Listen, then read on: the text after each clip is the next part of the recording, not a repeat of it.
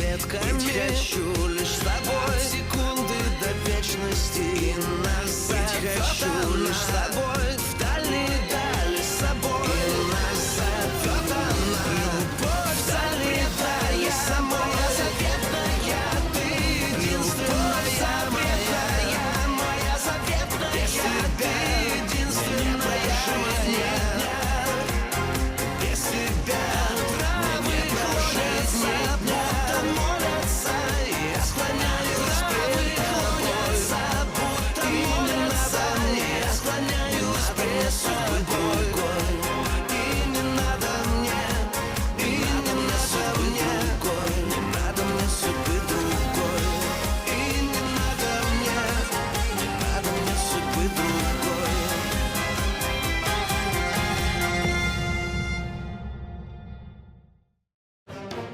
الانكشاري الختيار ما نفذ أوامر غولي خان، ولهذا السبب انقتل على إيد حرس الحدود.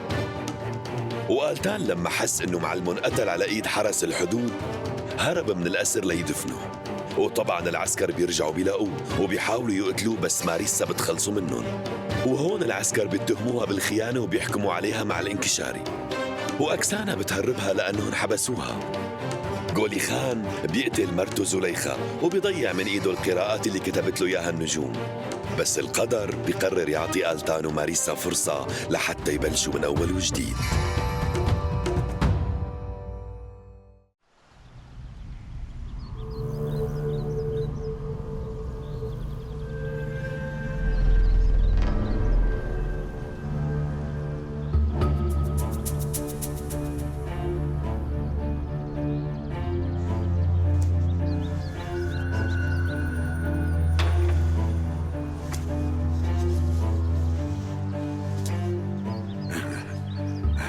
ما كان بدي أيدن بيك، ما كان بدي إياها تموت.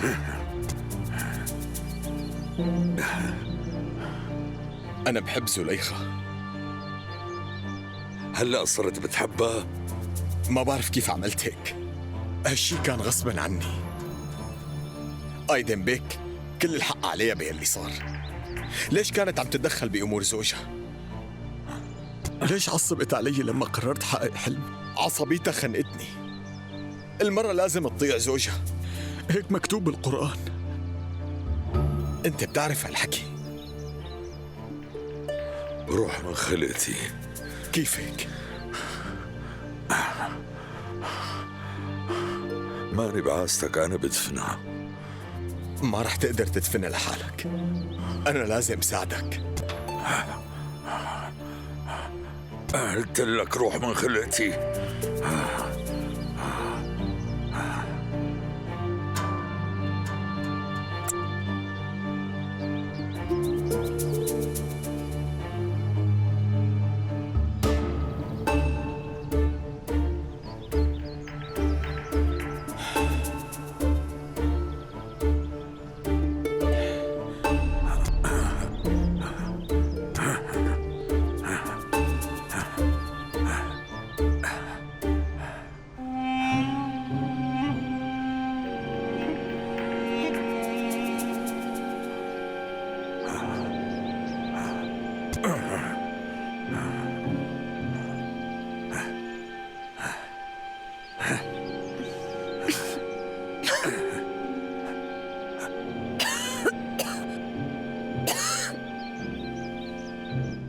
زليخة، زليخة، زليخة، زليخة، زليخة.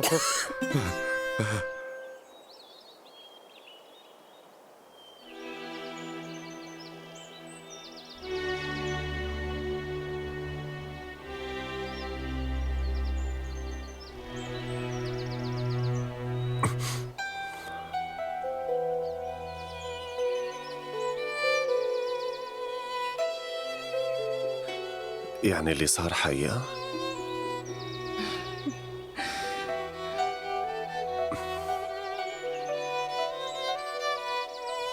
شوفي، لوين رايح آلتان؟ آلتان، آلتان لو سمحت استناني. وقف شوي، شو اللي صار لك فجأة؟ أنا خايف شوي. أول مرة بحس بهالشعور. من شو خايف؟ احكي لي. من كل شي. خايف من حالي، من العالم.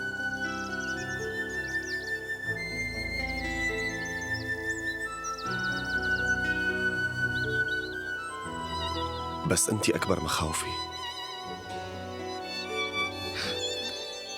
كون مطمن، أنا مو معك هلأ. لما نحن منكون مع بعضنا ما في شي بيخوفنا. شو هالماريسا؟ خانت عسكر الحدود وركضت ورا الغريب.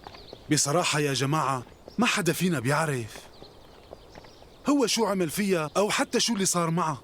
يعني شو بده يكون ساوى معه؟ ماريسا مشهورة بالتصرفات المجنونة والغريبة.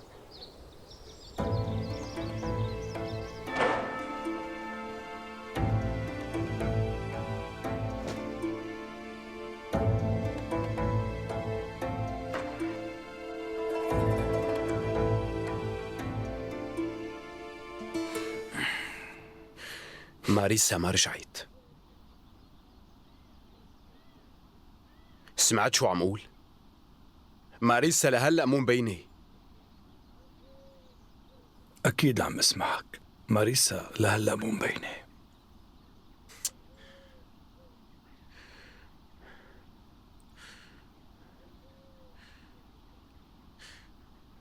بلكي البنت ضايعة.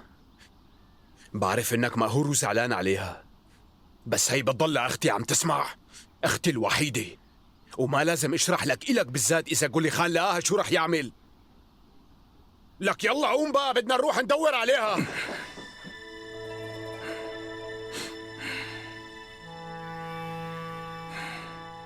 ماريسا لقيت سعادتها مع هداك الشاب. طمن، هي ما ضاعت.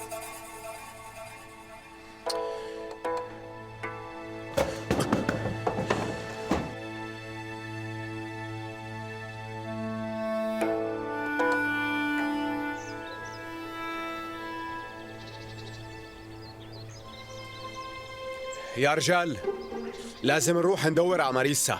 وشو الفايدة زعيم؟ هي راحت لحالها وبإرادتها، صح؟ خلص راحت، شو بدنا فيها؟ هلا أنا مقدر وبعرف إنكم زعلانين لأنه خانت مبادئنا، بس بتتذكروا مصطفى شو حكى؟ قال قولي خان بده إياها، وبرأيي ما لازم اشرح لكم شو بيصير فيها إذا وقعت بين إيدين هالواطي.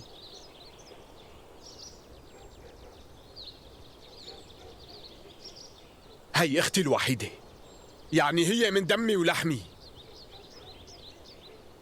وما عندي حدا بالدنيا أغلى منها. صحيح يا رجال، بس لازم نستعجل.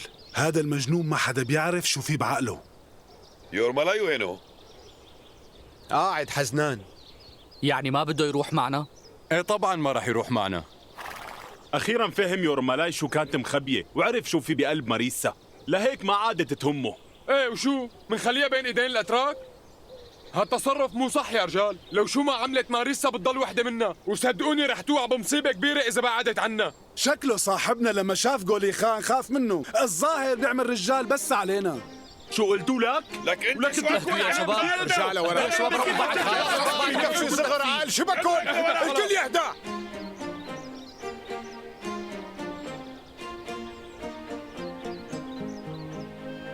خلص حاجة، روحوا لعند قائدكم وبلا مشاكل، ما بدي خناق وعياط. طيب مع السلامة. ميخاس كل واحد على حصانه، يلا بسرعة. على حصني، على حصني.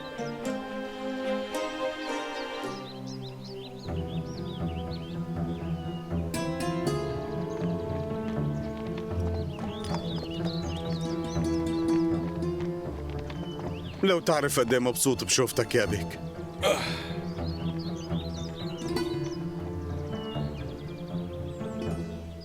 قديش مبسوط بشوفتك. أنا فكرت ما بقى نلتقى. يعني برأيك فيني روح بدون ما أودع ابني الصغير؟ أنا بحاجة كتير لنصيحة منك. لا، أنت رجال وأكيد بتعرف تخلص حالك بالمواقف الصعبة، بس أنا ما رح أقصر معك. لا، أنت أستاذي ومعلمي يا أبلميت، وجاي لعندك بقصة ومستعجلة. بتأمر، بس أبوك ناطرك.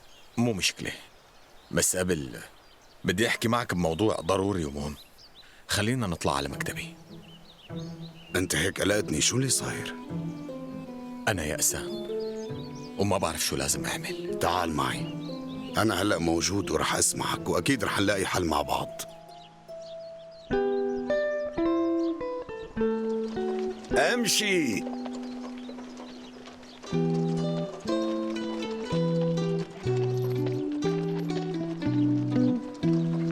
مرحبا إيكي بروكلوفيتش. مرحبا فيكم، جبت لكم شوية أغراض معي، خذوهم.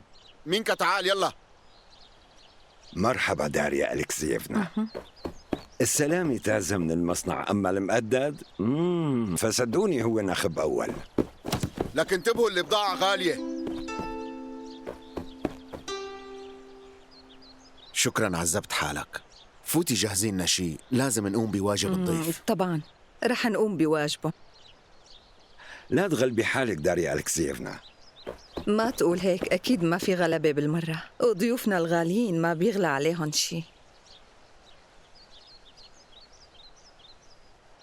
طمني، كيف العيشة بهالمكان؟ فيك تقول تعودنا على هي العيشة، مع أنه بالأول كانت صعبة. إدارة الفندق شغلة جديدة وغريبة علينا. ايه صحيح، أكيد أنتم متضايقين لأنكم تركتوا البقالية. لا مو متضايقين بالمرة، الفندق غريب بس مروقين، يعني الدخل مضاعف وحياتنا كتير مستقرة. إذا بتضل الأمور هيك رح رجع لك الدين. لا تفكر بالمصاري، ماني مستعجل. أكيد، بس أنا هيك ما بحب عيش مديون. طمنيني، كيف الصحة ليديا إيفانيفنا؟ اللي كنت عم قوله، لا تستعجل على ترجيع المصاري لأنه يمكن عن قريب أنا وياك نصير قرايبين إيفان بروخيرفيتش. بين القرايبين ما في حسابات، ما هيك؟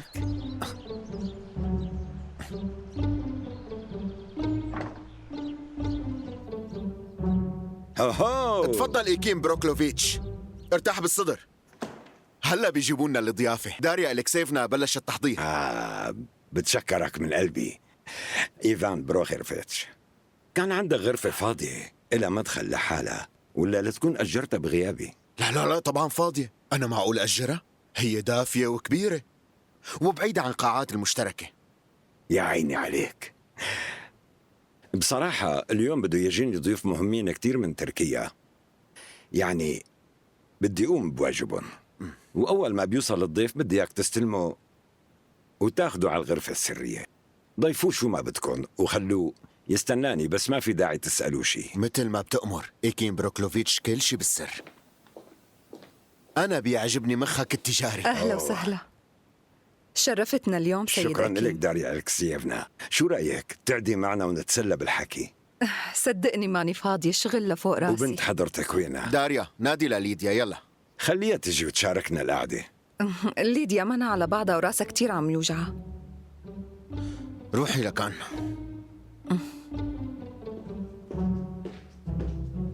اللي برأيك إيكيم بروكلوفيتش، ليش الصبايا دائما بيضل راسهم بيوجعون؟ لأنه بيكونوا عم يفكروا بالزواج. مزبوط. ألتان، أنت مبسوط؟ ما بعرف. عن جد ما بتعرف؟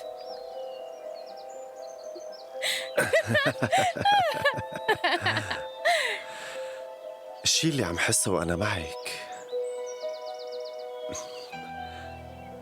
ما بينوصف معي بالحكي.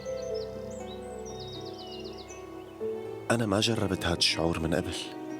ما هي السعادة، هي السعادة ألتان.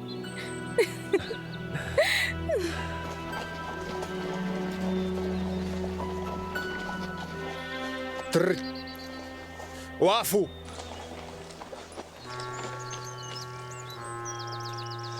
ماريسا! أنا هلأ كيف بدي لاقيها؟ شو بك ألتان؟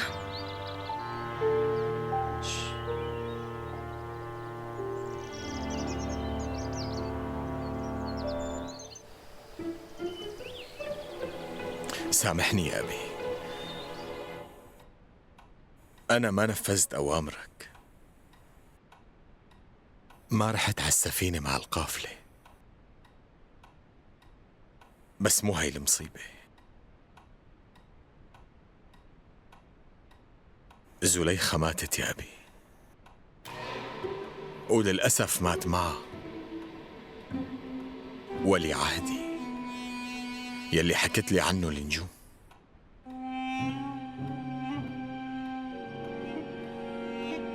كيف يعني ماتوا؟ شو اللي صار بالضبط؟ العسكر قتلوه قدامي. شو؟ أيدن بيك شافها بعيونه.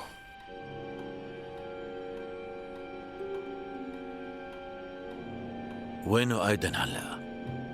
وين أيدن بيك؟ ضل حاله هنيك مشان يدفنها. أبي، أنا هلأ كيف بدي أعيش؟ حبيبتي ماتت وخلص ما عادت موجودة. أنت لازم تنتقم لي. عم تسمعني؟ هن لازم يدفعوا الثمن. ما رح اسكت عن حقي.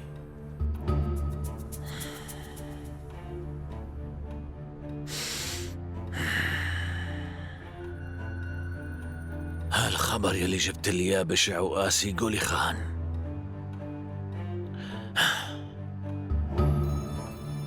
صعب علي اني صدق. زليخة هالبنت المسكينة، انت بتعرف قديش كنت حبها. أكيد صعبة. كل آمال عيلتنا كانت معلقة على هالبنت. حرام تموت بهالطريقة. صح.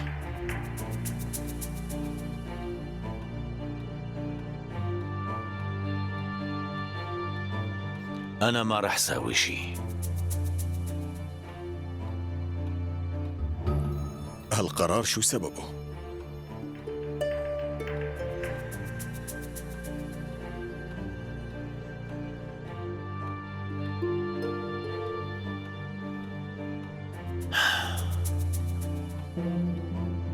لأنه ببساطة أنت الغلطان.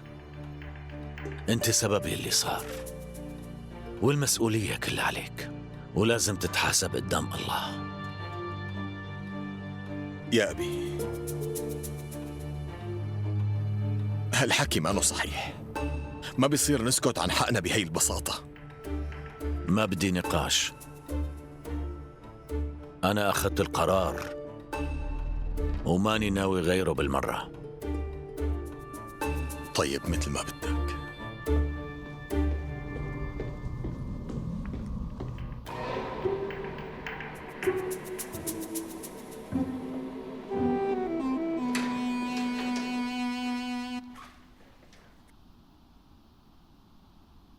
روح ارتاح وظبط أمورك. كل شي رح يتغير. ماسك. مو مشكلة.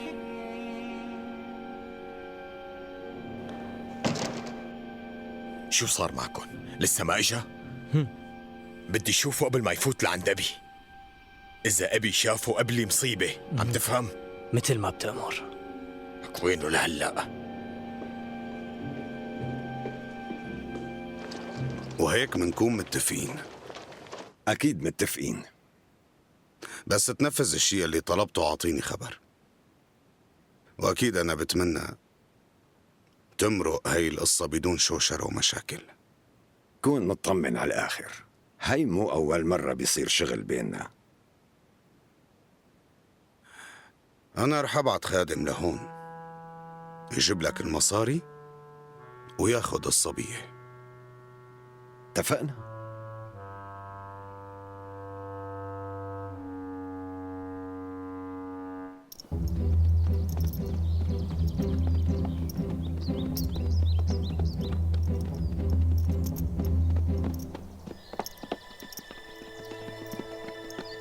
يورملاي، شو بك يورملاي؟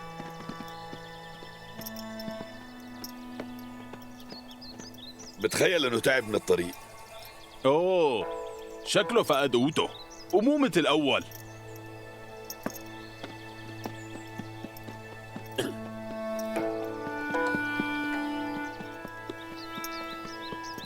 اسمع شو بدي اقول لك يورمالاي، ما بيصير تستسلم وما بيصير تسمح لأي حدا يحكي عنك كلمة مو منيحة.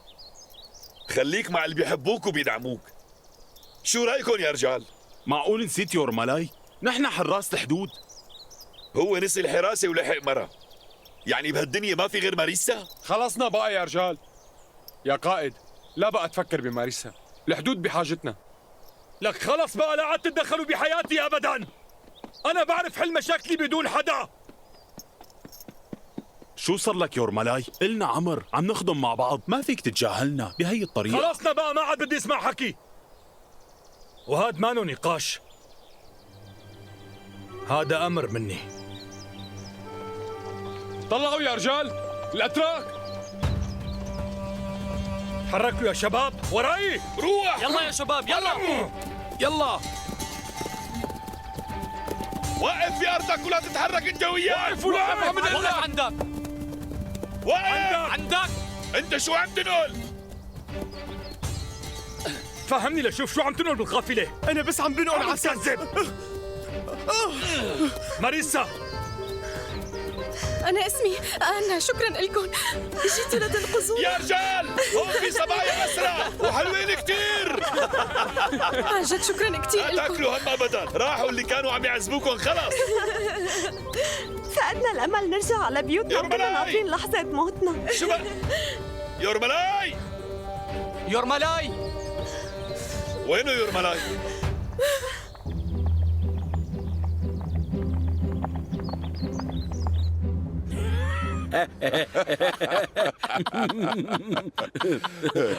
مثل ما عم بقول، قلت لها للبياعة روقي، هدول الكعكات إلي أنا. فجأة صارت تصيح الحقوني حرامي، ومع الرجال كان بإيده عصاية. أنا ما بميز بين العصاية والقصبة. طيب والكعكات وينهم؟ ليش أنت شو عم تاكل هلا؟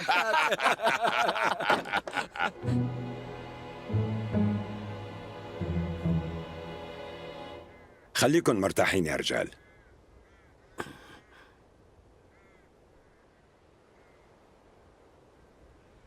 شغل مستعجل.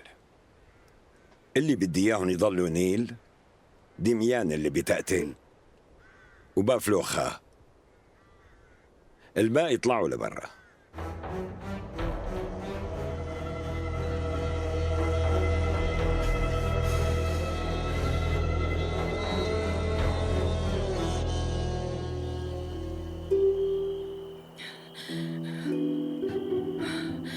ليك هذا هو المكان، ما حدا بيعرفه إلا أنا وفيودور. بيخوف شي؟ لا، بس لما كنا صغار كنا نخاف لما نجي لهون. على فكرة كازما كان يجيبنا لهون وكان يحكي لنا عنه حكي كتير حلو، وإنه عايشة فيه روح منيحة. ومين هاد كزمة؟ بيكون بابا.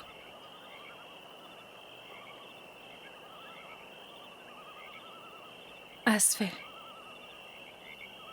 أنا حكيت عن أبي ويمكن هذا الشي ضايقك. أنت ما بتعرف حدا من عيلتك ما؟ مزبوط، أنا ما بعرف أي حدا من أهلي. ما بتعرف عنهم شي أبداً؟ لا، أنا ما بتذكر شي من طفولتي، بس بتذكر أنه كان عندي أخ، بس بلا ما نجيب سيرته. يعني إذا حكيت عنه رح تتضايق؟ اللي مضايقني إنه فيودور بيعرف هالمكان. مو أنا فكرت بهالموضوع، وعلى الأغلب يجي يدور علي هون. ورح يكون وراه رتل من العسكر. لا تقلق، إذا رح يجي لهون بيجي لحاله، لهذا السبب مطمنة. هذا سرنا أنا وياه. امشي، امسكني، اطلع هنيك. انت شايف شي؟ شايف هداك الضباب؟ هي الروح. نفس الروح المنيحة؟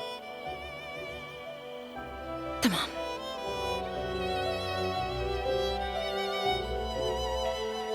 ماريسا!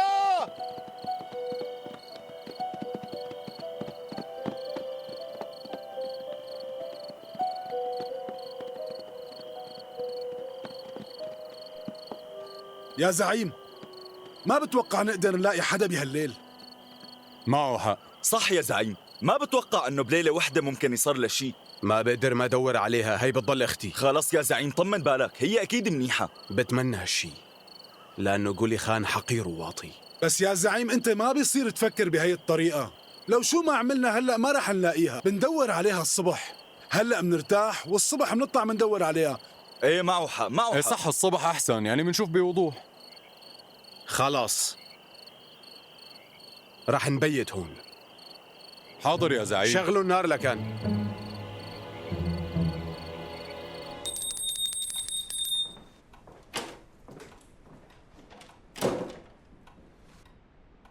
أول ما يجي أيدن بيك بتجيبه لعندي بسرعة. قد ما كانت الساعة مو مهم، أنا ناطره وما رح نام. عشغلك.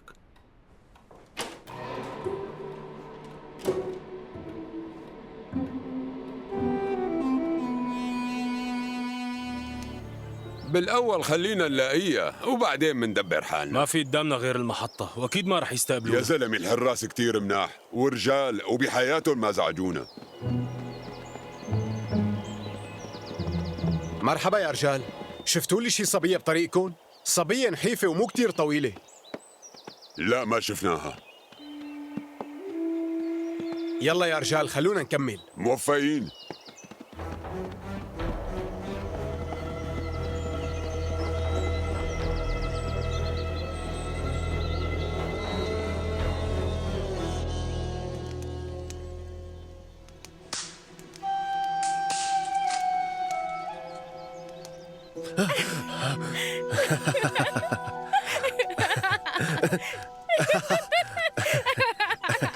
ميرون نزار، شو صار معكم؟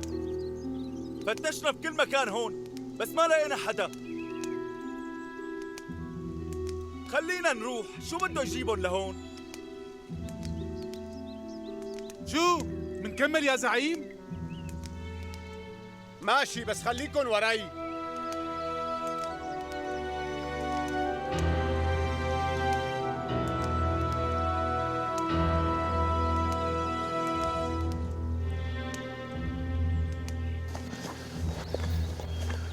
ماريسا!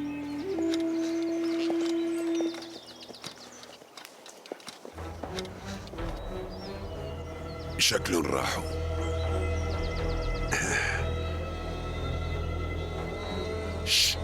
تحت. لقيتوا شي؟ ما لقينا شي. نزار لقيتوا شي؟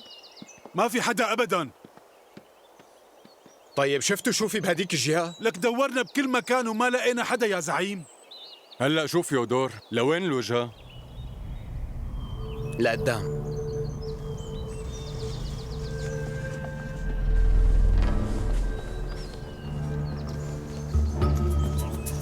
وقفوا.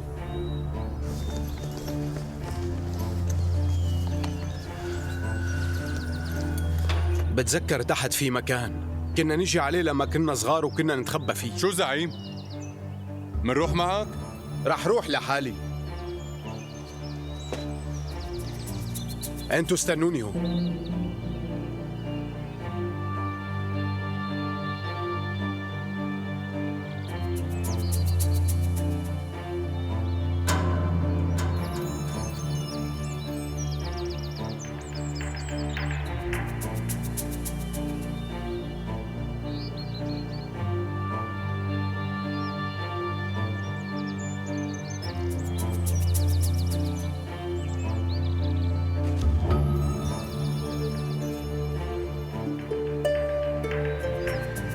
ماريسا!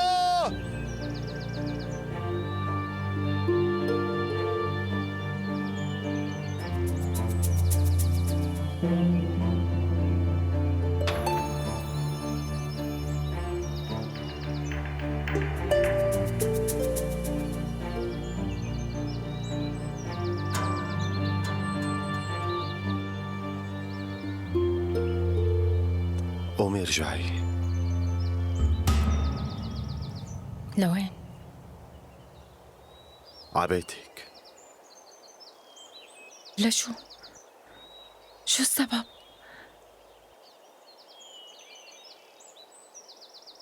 ما رح تقدري تنسي أهلك ولا فيك تنسي حياتك. هذا اللي شايفه. مو صحيح، أكيد لا. أنا بنسى كل الدنيا وما بنساك. هاد اللي عم بمرق فيه كله رح ينتسى.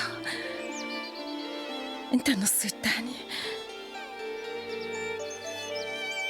انت اللي رح تكون زوجي وحبيب روحي، حبيبي الوحيد، وقلبي رح يضل معلق فيك للأبد.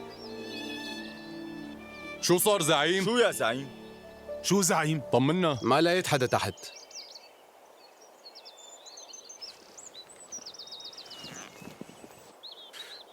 يلا تحركوا.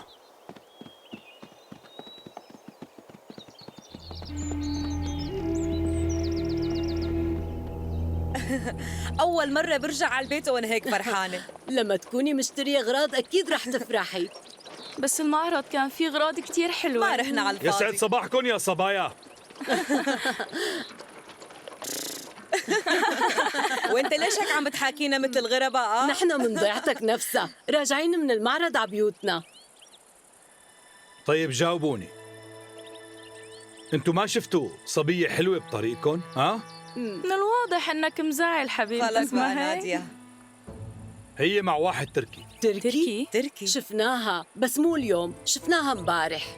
بالحقيقة نحن كنا رايحين على المعرض وهو مرق من قدامنا ويمكن كان شايل الحارسة على ايديه، بس بصراحة اللي شفناها انه كانت ميتة. شو؟ كان شكله للشاب كتير بخوف وبتحسه مثل نحن المجنون. بصراحة أول ما شفناه خفنا، بس ما حاكانا، تحسه مو بوعيه، شكله أول شي مجنون. فكرنا فيه لما شفناهم إنه حامل حارس صغير بالعمر بين إيديه ومتصاوب له بشي قصة، بس بعدين انتبهنا إنه هي جثة لبنته شعرها طويل. من أي طريقة أخذها؟ بهالاتجاه. دغري روحوا دور بهديك الجهة. بس هالحكي كان امبارح المساء، أما هلأ ما بعرف وين بتلاقي.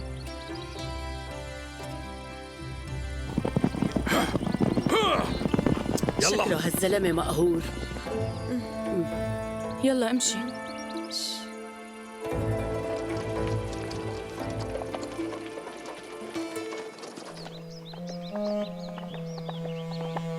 وينه أيدن بيك؟ لك وين اختفى يعني؟ شو هالحظ اللي عندي؟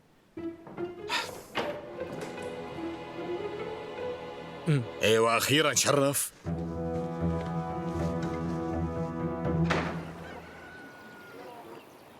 التصرف اللي عملتيه كان كتير عيب، وطيتي لي راسي بين العسكر. ساعدتي ماريسا تهرب. تعرفي وينها؟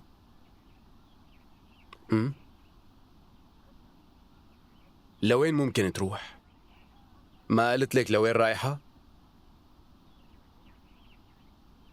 أكسانا. قولي لي وين ماريسا؟ روحوا دوروا عليها بالمكان.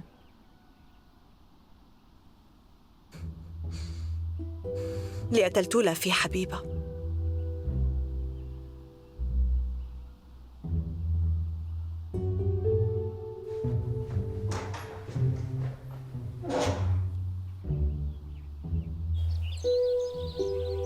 نازار تيموخا، يورمالاي وين قتلوا للانكشاري؟ أول ما وصلنا على الغابة يورمالاي أمرنا نتركهم سوا. امشوا دلوني على المكان. ايه منروح؟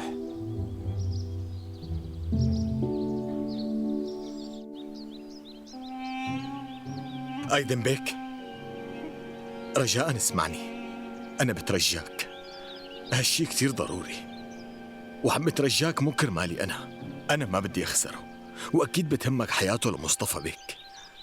قول شو بدك يعني احكي، أنا عم اسمعك. أنا قلت لأبي إنه الحراس قتلوها لزليخة. فهمني، إذا قلنا له غير هالحكي بيموت. أكيد ما رح يتحمل الحقيقة. أيدن بيك، بس أنت ما شفته كيف انقهر لما عرف إنه قتلوها لزليخة. لو قلت له الحقيقة كاملة وبصراحة قلبه ما كان يتحمل أبدا. اللي عم يقوله جولي خان مزبوط. أيدن بيك الحقيقة أحيانا بتقتل وزليخة خلص راحت. شفاء على مصطفى بيك. مو صح نقول له الحقيقة بتفاصيلها. ولا لتكون ما بتهمك صحته وراحته؟ بتعرف أنا مقرب منه وإني بحترمه لمصطفى بيك.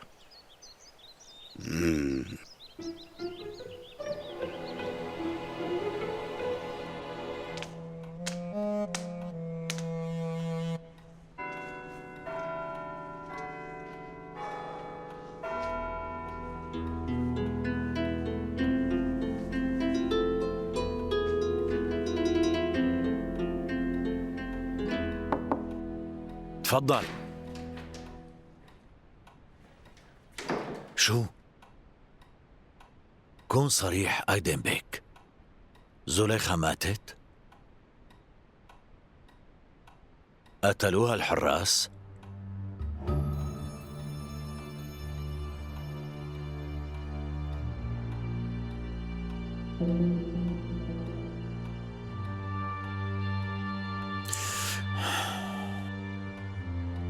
وانت رحت ودفنت لحالك بدون مساعدة؟ اي نعم.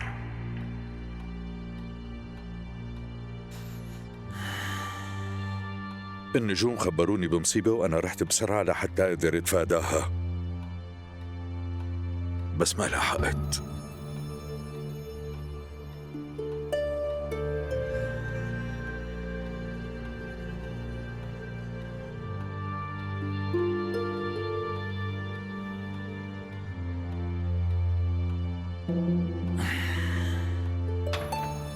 صارحني أيدن بيك، شو اللي عم يصير؟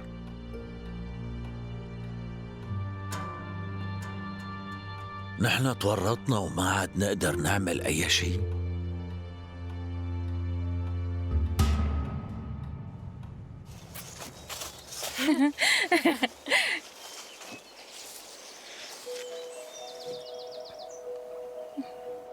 صار لازم نروح من هالمكان. لا مو هلا، بكير مو. ما بدي روح من هون، أنا كتير مبسوطة.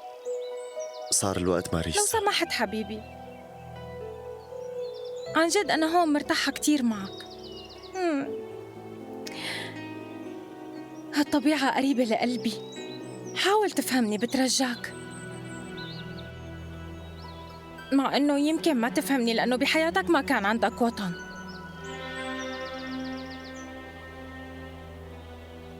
شو منكمل؟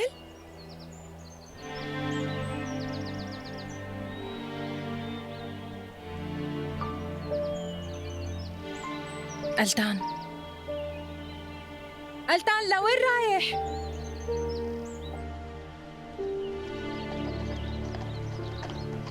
هون يا زعيم، بشي مكان هون.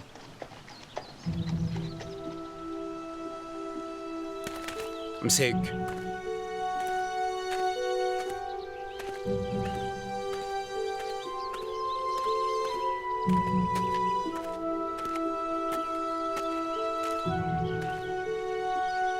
أنت متأكد هذا هو المكان؟ متأكد طبعا، أنا وتيموخا ضلينا واقفين هنيك. يورمالاي جابوا لهون. بعدها بشوي سمعنا قواص. معقول ماريسا اجت لهون لحتى تودعه للميت؟ كل شي ممكن. انت شفت كيف كانت قاتلة حالة عليه لما كنا جارينه على الضيعة وما خافت من الفضيحة؟ هذا هو الحب. لك أي حب، هذا ما حب. طيب وين راحت الجثة؟ ما بنعرف. شوف يا زعيم، تعال اطلع هون. يا زعيم،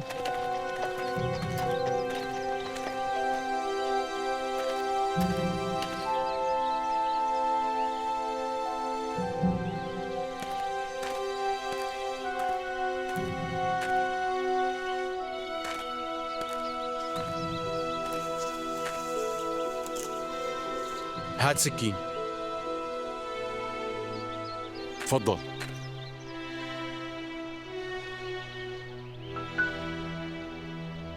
شو زعيم؟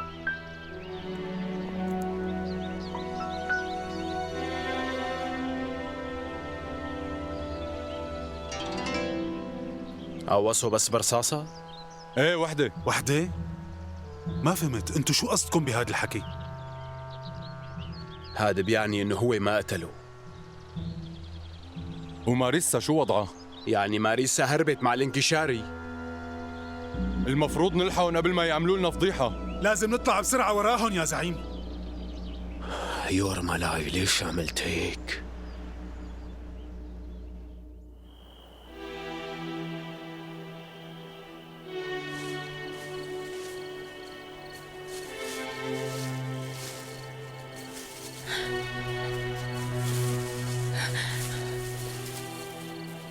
ألتان،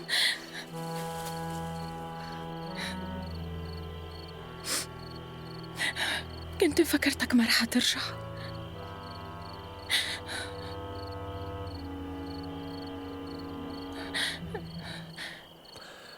بكرة رح نمشي من هون. ايه منروح.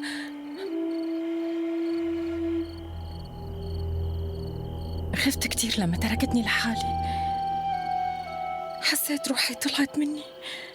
ترجاك لبقى تتركني.